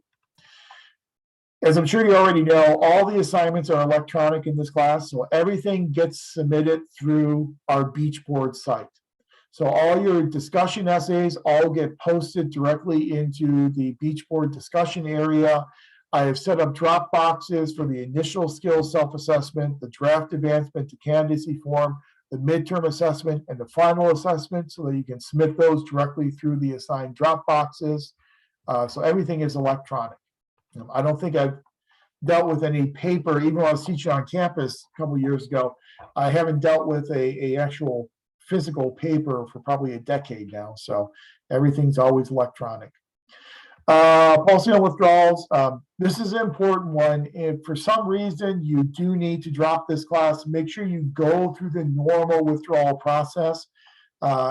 This is usually germane for bigger classes. We're such a small class that it's probably not going to be an issue. But if we get to the end of the class and you just stopped attending and stopped submitting assignments, then I have to award what's called a WU grade. And for whatever reason, it's called WU, but it stands for unauthorized withdrawal. Probably should be UW, but it's WU. Unauthorized withdrawals, WU grades, you want to keep those off of your transcript because those count for grade point calculation purposes the same as a grade of an F. So we want to avoid that if at all possible. Usually don't do incompletes, but if there's some extenuating sort of catastrophic circumstances, reach out to me and we can talk about it. But I found incompletes can be kind of messy because folks kind of forget about them and you have 1 year to finish up the remaining work. And I'd say in the majority of cases, people never come back and finish that work. And so usually not a good thing to do. If you have any registered disabilities with the office, please be sure to let me know that in advance as soon as you can. Attendance, it's completely up to you attending these Tuesday night sessions. Hopefully you will be here, so I'm not sitting here by myself. I don't grade on attendance. I leave it up to you. You're professionals, you're graduate students. I know some people have obligations, work obligations. We have a lot of people who are in city management, and so sometimes city council meetings occur on Tuesday nights, and so sometimes it's a little tight for them to attend class and get prepared for the city council meeting. But I will not count it against you if there's a week where you're not able to attend. All the sessions are recorded and the recordings made available on our Beach Board site. The rest are just required syllabus statements. You can read through those on your own. I won't waste your time with those. So that's the syllabus. That's the class. Those are the course requirements. Any questions at all on any of this information? Okay. If anything occurs to you, between now and next week, always feel free to shoot me an email, and I'm happy to answer any questions that you may have. Let me now just very quickly go and share with you some slides on the program itself, so we can talk a little bit about the program. I know you've had the orientation session with Dr. Matthews. She does an outstanding job, and so I'm sure that she gave you all the information you need about the MPA program. I do like to spend a few minutes on our first night together in 500 just to reinforce some of these ideas, and also to give you the chance to ask questions. So you participate in the orientation. Some questions may have occurred to you after the orientation was over. Those are questions that we can certainly deal with in a few minutes here tonight. So you learned about the MPA program in the orientation, I'm sure that you learned that we are a nationally accredited MPA program. We are accredited by an organization called NASPA. It's a network of schools of public policy, administration, and affairs. They just changed their name a couple of years ago, and so they've made an awkward name even more awkward, but it is what it is. We are accredited by NASPA through the year 2023. So our accreditation will expire in June of 2023. What that means for us as a program is that we are on the precipice of going through reaccreditation again. And it seems like you go through reaccreditation every 7 years, and it seems like 7 weeks instead of 7 years. It rolls around so quickly. But what we are doing now is we are working on what's called a self-study. We will write the self-study this year, have the self-study turned in August of 2022. Then next February or March of 2023, we'll then have a site visit team that will come out from NASPA and will actually visit us on campus. I'm sure by then they'll be back on campus for anywhere from 2 to 3 days. They'll meet with faculty members, they'll meet with students, they'll meet with alums, they'll meet with advisory board members, the dean, the provost, meet with a lot of folks, put together a report, submit that report then to NASPA, and their commission on accreditation will then render a decision about reaccreditation in June of 2023. So when we are reaccredited in June of 2023, there will be another 7-year accreditation, which will take us through the year 2030, which I may be retired by then and may not have to deal with another accreditation. I took us through our last 2 accreditations as department chair, and it's a huge undertaking. It really is a major effort.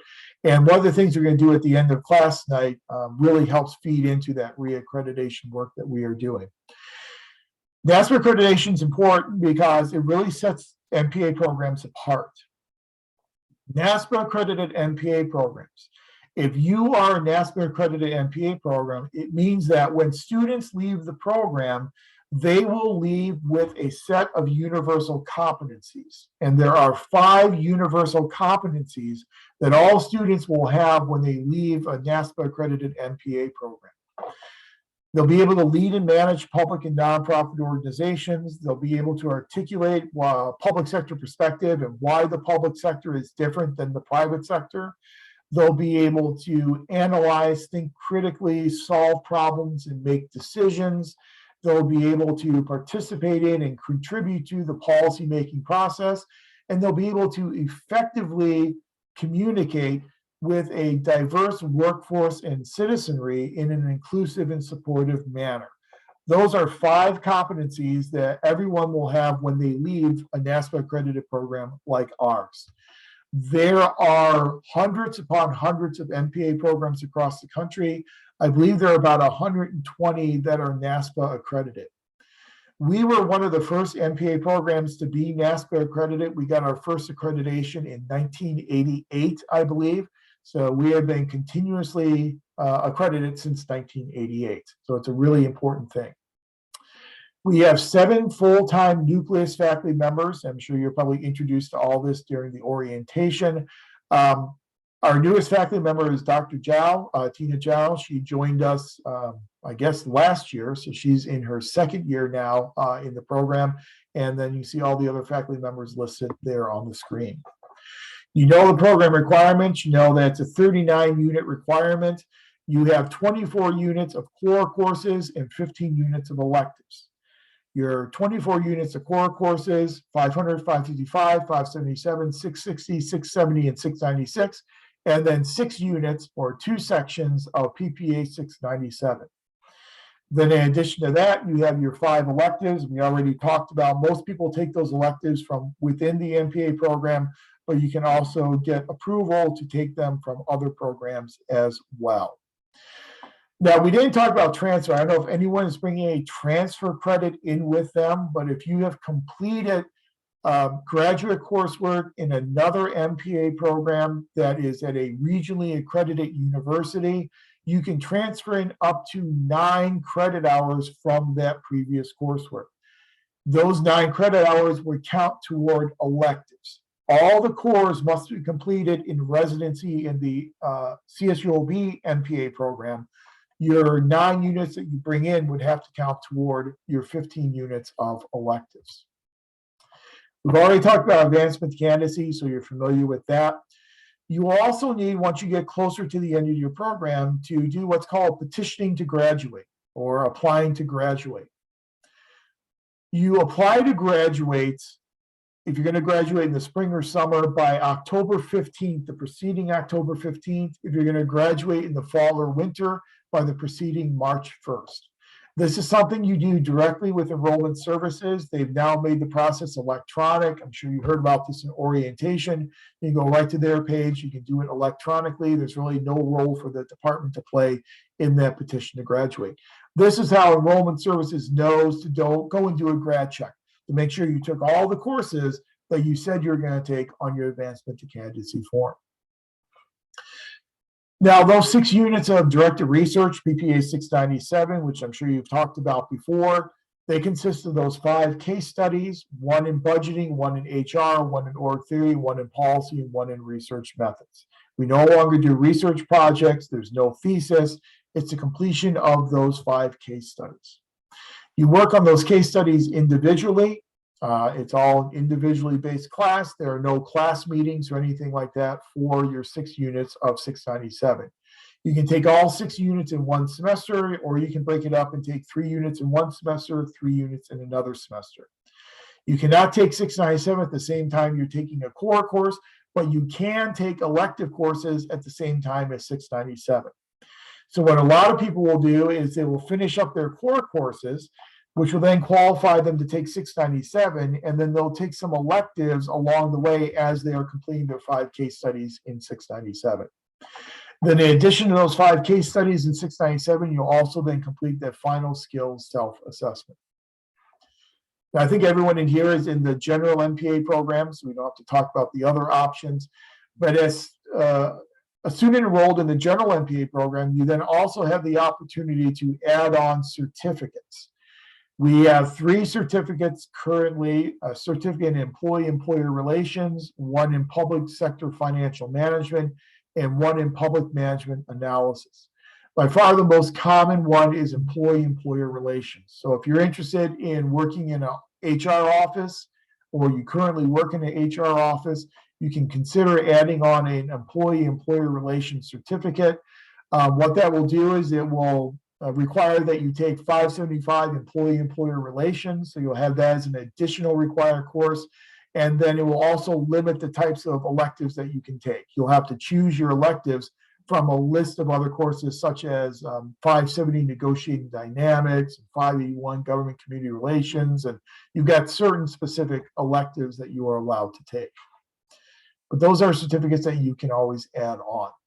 When you advance a candidacy, you advance a candidacy with the general form first. Once that is approved, then you can advance to one of the certificate programs if you're interested in that.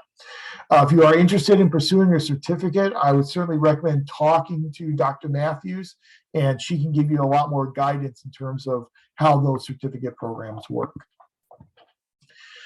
So in 697, you're completing 5 case studies, your final skills self-assessment, and then the last thing that you will submit is your student learning portfolio.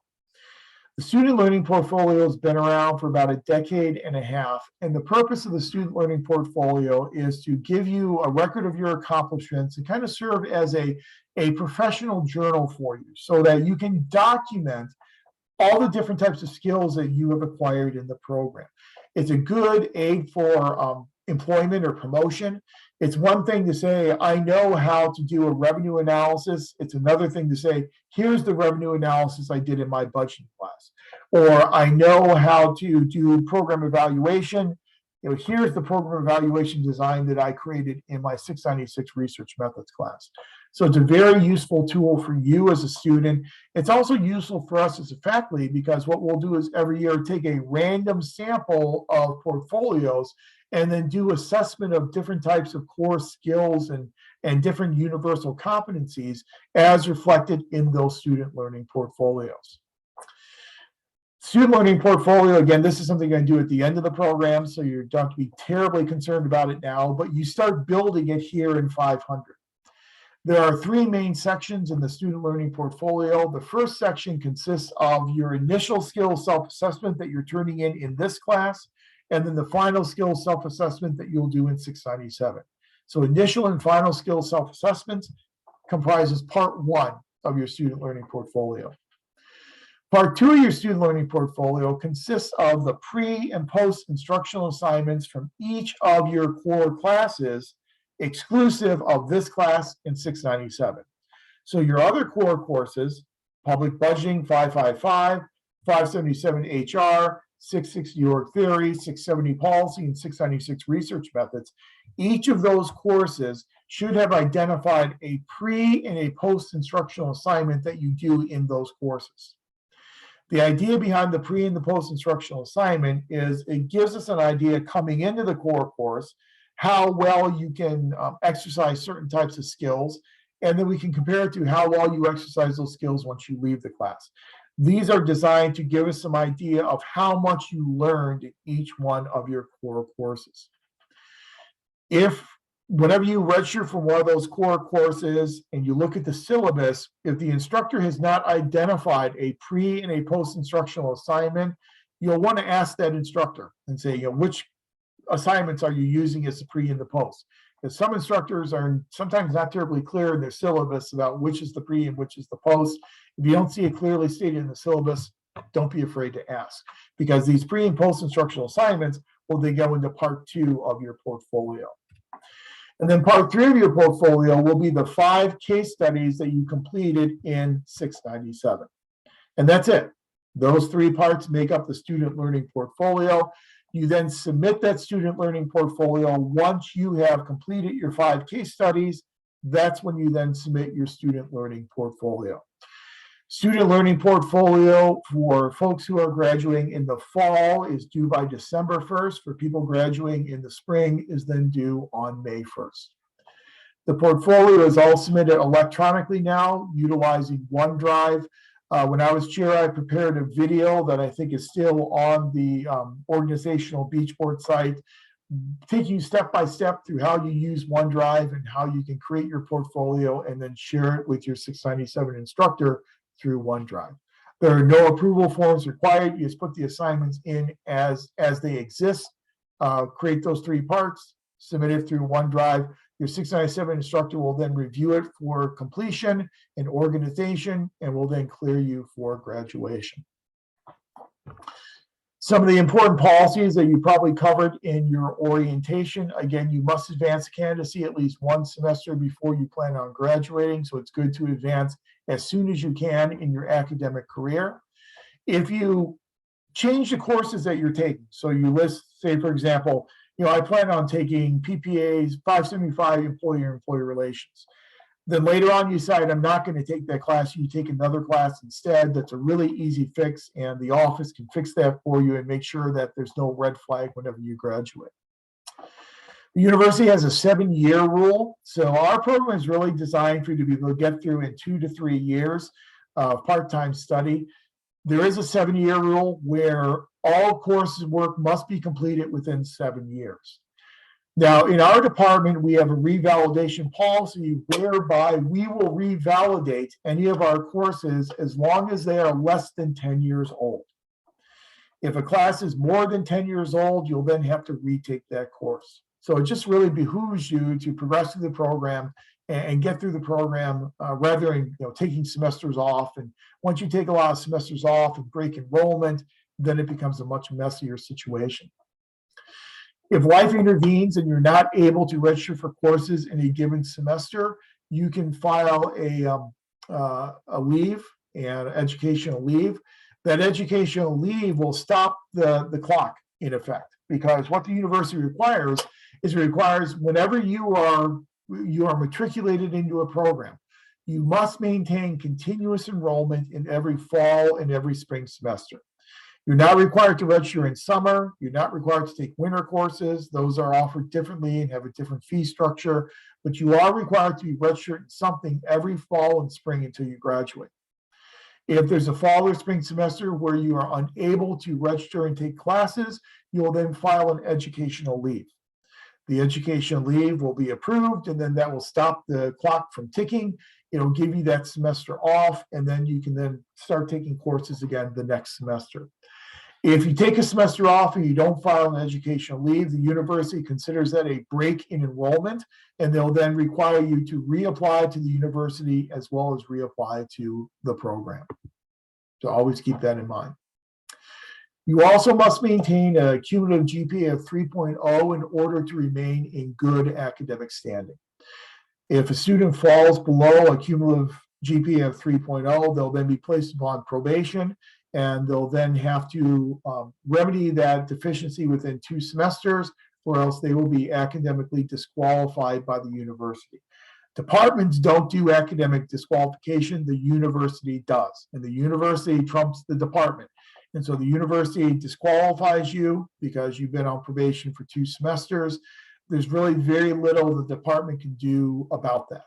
So do make sure you keep your GPA at least a 3.0.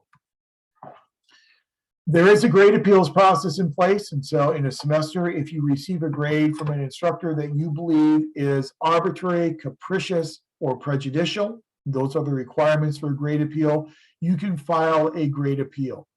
Grade appeals normally must be initiated by the student within the first 40 days of the subsequent semester. So if you're appealing a grade from this semester, you'd have to file your appeal within 40 days of fall semester. There is a whole process with grade appeals, an informal and formal process. If you do find yourself in that situation where you want to file a grade appeal, I hope you don't, but if you do, contact Dr. Butts, contact the department chair, because that's your first starting point in terms of initiating the process. You would then have an informal consultation with the instructor of record, and then if it's not resolved at that point, it then moves into a more formalized type of process. We know that all core courses must be completed before enrolling in PPA 697 as well. And that's about it for my recap. Some of the information you got in the orientation. Do you have any programmatic questions, either on this information or information that was presented to you in the orientation? Any questions at all? Nope. Okay, good. Dr. Matthews did her job well. Usually what we do, and the way in which I usually like to handle these sessions is, we'll break the session up into 2 parts. We'll do one half and we'll have a break, and then we'll come back and do a second part. But tonight, I think we're just going to roll through and do this last thing on the agenda. And the last thing I have for you on the agenda, let me pull it up, is, as I told you, we are going through reaccreditation now. And so part of going through reaccreditation is do strategic planning. And we have a mission, and we have what are called public sector values that we created a few years ago. And as part of our reaccreditation efforts, we now have to go through and review those, the mission, and review those public sector values and receive feedback from all stakeholders on the mission and public sector values. I provided these slides for you in week 1. I hope you've had a chance to take a look at them, but if not, I'm sharing them with you now. What I would like to do is just briefly cover the mission of the MPA program with you, and then also talk about some of our established public sector values and solicit some of your feedback about any potential changes or modifications you think would be useful for the program to think about. Now, just give you a little context here. NASPA came up with new standards back in 2009. And when they developed the new standards, I was actually a commissioner serving on the commission for accreditation. And so my job was, I was the liaison for programs that were going through reaccreditation for the first time under those new standards. So I had to become very familiar with the new standards very, very quickly. But the new standards require that programs link everything they do to their mission statement. That whatever you do, from whether it be curriculum, whether it be student advising, whether it be student admissions, whether it be the resources you use to run your program, everything that you do should have some connective tissue with the mission of your program. So everything is mission driven now in NASPA accredited programs. So our current mission statement, with a couple of tweaks, but our current mission statement here in the MPA program is the mission of the MPA program and the Graduate Center for Public Policy Administration is to educate and graduate a diverse student population with the professional competencies necessary for leadership, policy, and management roles in the public service and in community-based and nonprofit organizations, both within the Los Angeles metropolitan area and the nation. It's a very long sentence. Through the promotion of excellence in professional public service, research, and education, the center is an active partner with the public and nonprofit agencies within its service area. So our department is referred to as the Graduate Center for Public Policy Administration. That's kind of clunky because in our college, there are departments and there are centers. We are a department that calls ourselves a center. A lot of departments will have centers within them. So there's like a center for aging in the family and consumer sciences. And criminal justice has a center for criminal justice research. We call ourselves a center, but we're really a department. So whenever you see Graduate Center for Public Policy Administration, that's us as a department. As a department, we only offer one degree, and that is the MPA degree, which kind of sets us apart from other departments that offer undergraduate and graduate degrees and different types of graduate degrees. We only do the MPA, which is very useful for us in NASPA accreditation because all of our resources go directly and solely to the MPA program. But as an MPA program, this is who we think we are. And that's what a mission statement is. If you've dealt with creating mission statements in organizations before, you know the mission statement is a statement of who the organization is and why the organization exists. And so this is who we are. This is what we do. We're educating a diverse students for with these types of competencies for these types of roles in both public as well as nonprofit organizations, both in the Los Angeles metro region as well as the nation. Initially, do you have any feedback, any comments on the mission statement? Is there anything that you think should be included in the mission? Is there anything you think should be excluded from the mission statement? Any feedback at all on the mission? And yet, if you don't have any feedback tonight, if you haven't seen this yet, I understand. You can always email any feedback you have to me. So you don't have to have feedback tonight. You can think about it for a while and then contact me later. But any initial feedback on the mission?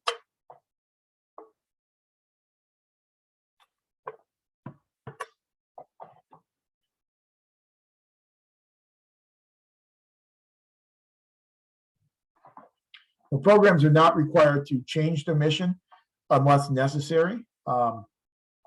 Right now, we don't have a whole lot of changes. And from a faculty perspective, we don't have a lot of changes queued up for the mission statement from the faculty perspective or from the perspective of our advisory board.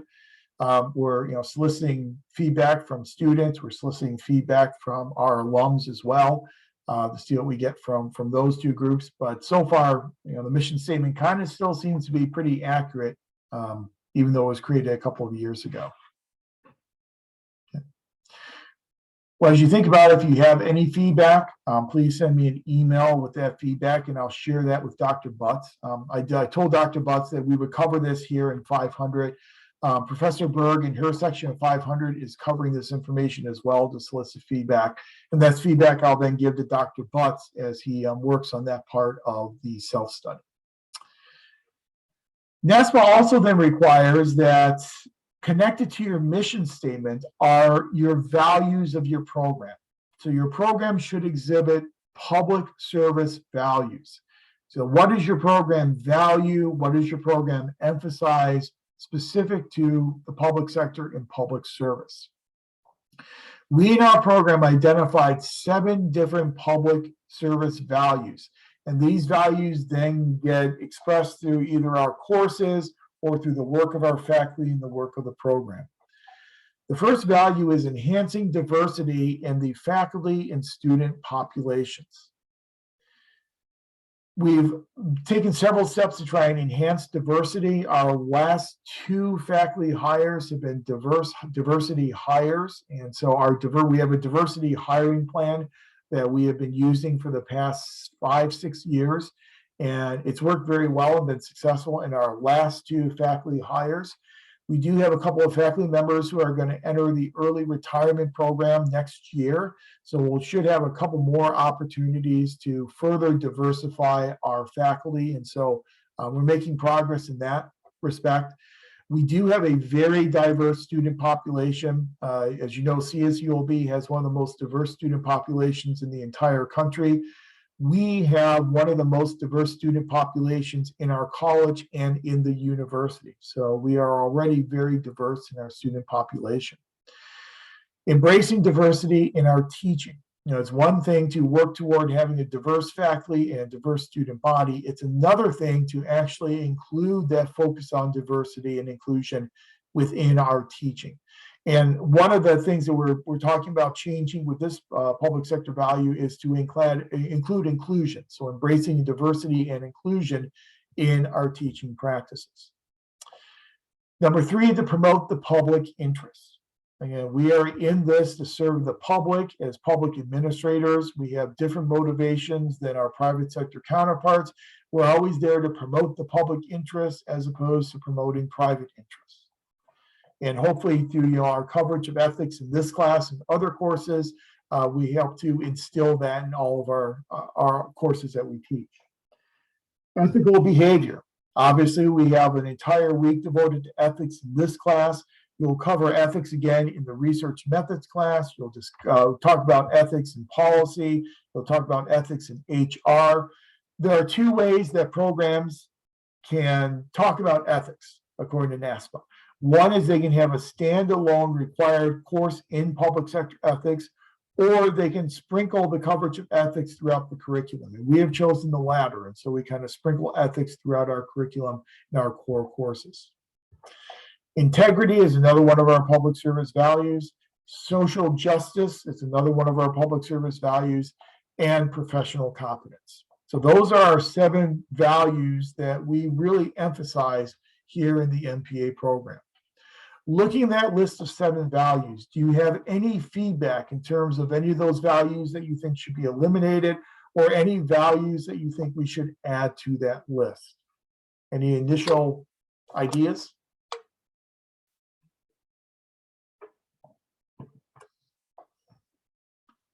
Again, I know this is difficult because you kind of have to think on the fly, and a lot of you probably haven't looked at these slides yet. I added them a couple weeks ago, so.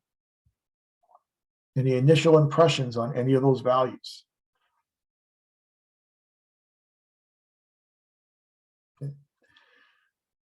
what I would ask that you do is I'd ask that between now and next week, if you could, again, look at the mission, look at these values that I provided for you, think about them and think about any changes you'd like to see to the mission statement or any additional values that you think that we should add as a program. And then we can take that information, we can incorporate it into our strategic planning process and make whatever changes we deem necessary then as we go through this reaccreditation process. So just think about this over the next week. And if anything comes to you, feel free to email me. Otherwise, we can also talk about it when we get together next week and see what types of ideas you have. So just consider it between now and next week. Okay, that's about it for this evening. I said we probably go to about 5:45 or so, and look, lo and behold, it's 5:45. So that's all I have to get us started. Again, look over the syllabus again. If you have any questions about the syllabus, feel free to reach out to me. Please do remember to do your introduction in the discussion board, and so we can get to know everyone. I think almost everyone's here. I think we might be missing one person. So we can just introduce ourselves, and then we'll be working together for the next 8 weeks. So those introductions are good. And then prepare for next week. We will do Foundations of American Government. So please look through the Articles of Confederation, the Constitution. I provided those for you under our content. And then also take a look at the Federalist Papers, number 10 and 51 and 39 I provided for you. Take a glance at those. And we'll just talk about how American government and American political culture really establishes the framework and the foundation for what we do as public administrators in the public service.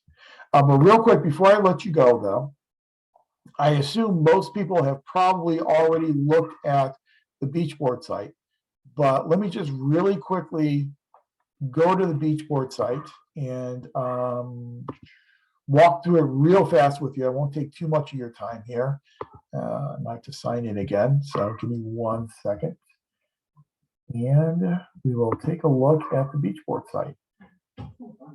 Let's see. Okay, here we go.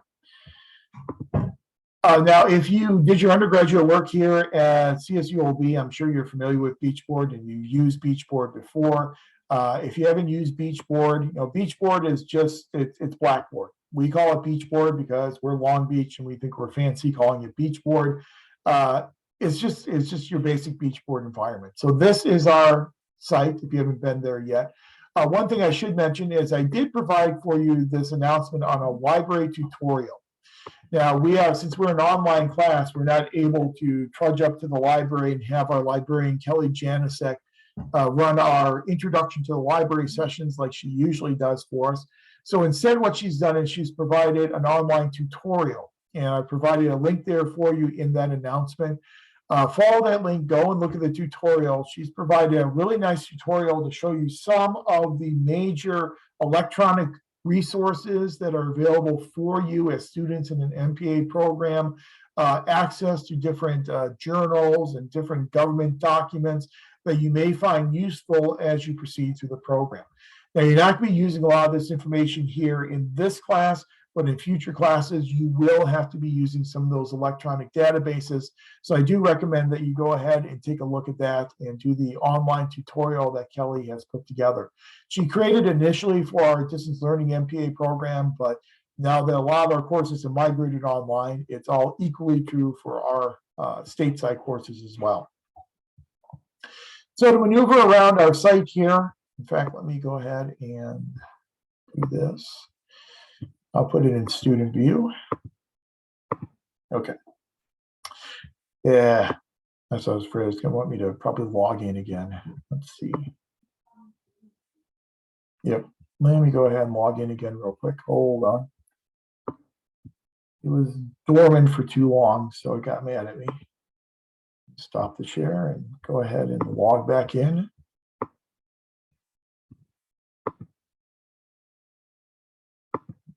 Okay. Just 1 second. Multi-factor authentication slows everything down immensely. I understand the need for it. I understand the need for internet security, but it really does slow things down. Okay, all right. Now let me reshare. And we should be good to go. Okay. So let me go ahead and put in student view. And then we'll take it from there. Okay. So to maneuver around, most items, most readings and things like that are either from your textbook or they're provided for you here under the content section. So I broke it down by week. So each week I have the relevant documents that you'll need to get through that week. So for this week, the syllabus, our slides that we just used, the mission slides that we just took a look at, and initial skill self-assessment there for you, as well as your advancement to candidacy form. You'll see that I've got some important program documents here. Again, the initial skill self-assessment and advancement forms. I included the urban affairs and the public works forms as well. I don't think anyone's in those programs, so you won't have to worry about, just use the general one. For next week, your Articles of Confederation, your Constitution, and your Federalist paper readings are right there for you. I've also pulled them out separately. So there's Federalist number 10, Federalist 39, and Federalist 51. So those are your readings for next week. Week 2, you'll see I've got, again, the slides we're going to be using for next week. Week 3, I've got the slides you're going to be using for that week, and so on and so on. So that's where you can get all your materials to help you with your readings, as well as to help you with the material we cover each subsequent week. I have Dropboxes set up for each of the assignments. And so there's a Dropbox for your initial skills self-assessment, your advancement to candidates form, your midterm assessment, and your final assessment. You'll see I've got there are plagiarism detectors. I think we're using Turnitin now. Those are also turned on, but I don't think those will be an issue for anyone. So those are your Dropboxes. That's where you'll go to submit your assignments. Then to do your weekly discussions, just click on discussions. You'll see I do have a class cafe there in case you just want to communicate with each other, set up study groups, whatever. You can use that at your own discretion. Here's where you will post your introduction. So you just click on introduction, go on in there, and you can start a new thread and just put your introduction in. Or you can create it in a Word program and copy and paste it in. I do ask that you do put it directly in the discussion board as opposed to posting a link. A lot of people like to post a link. The problem with that is most colleagues won't go and follow the link, and so they won't read what you wrote. So it's good for you to post directly into the discussion board. And then Beachboard Essay 1 and 2 and 3 and so on and so on. So you can see that's where you'll post it. Here's a description for Beachboard Essay number 1, and then you'll have your actual posting after that.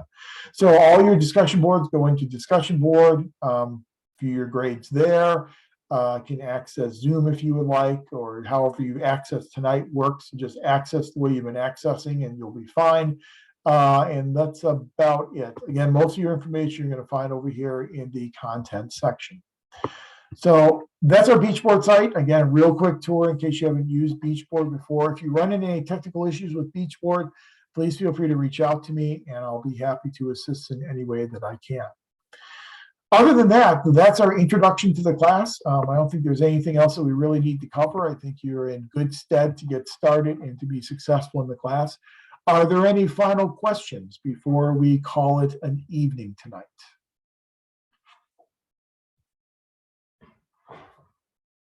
Okay. Seeing none, thanks for being here. It's nice to start working with you and getting to know everyone. I look forward to reading your introductions and discussion board. And we'll be back at it again next Tuesday at 4 o'clock and talk about some of the foundations of public administration through American government and American political culture. So thanks a lot, and I will see you again next Tuesday. Thank you. Bye, Professor. Thank you. Thank you. Take Thank care, you. Good everyone. night. Thank you. Good Good night. night.